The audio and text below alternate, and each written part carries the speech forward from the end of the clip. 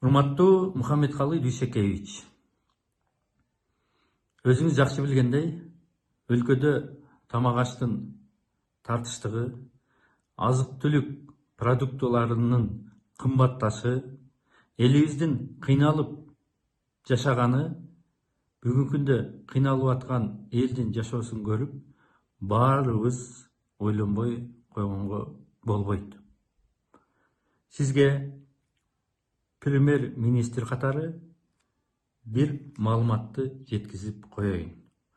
Бишкек шаарынын коменданты Алмаз Оразалиев 4 апрелде 25 өзүнүн буйругу менен буйрук чыгарат.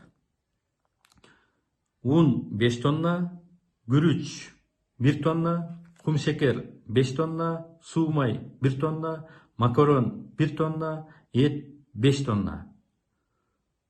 Bundan ашык складтарда кармаганга адамдардын укугу жок деген буйрук чыгарат.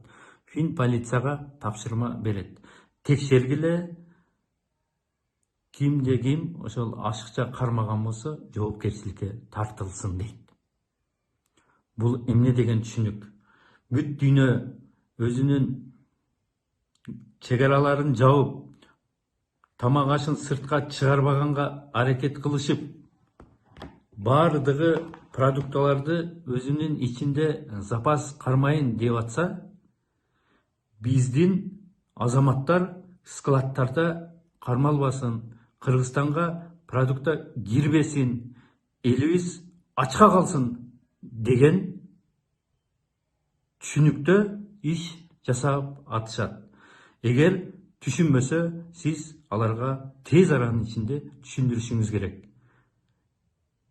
Же болбосо алар түшүнбөсө, биз сиздин буйругуңуз экен деп эсептейбиз. Эл дагы сиздин берген буйругуңуз деп эсептешет.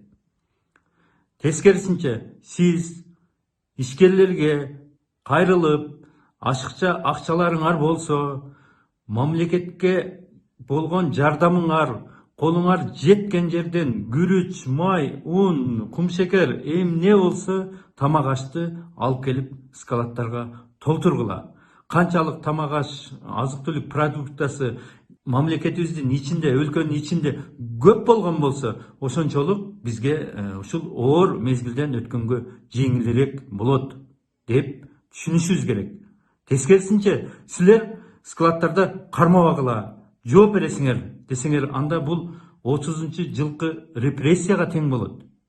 30-жылы репрессияда үйүнөн жарым кап буудай чыкса кулакка тартылган. Ошол мезгил келип калдыбы? Же ошондой мезгилде жашап атабызбы? Бул деген менин оюмча туура эмес.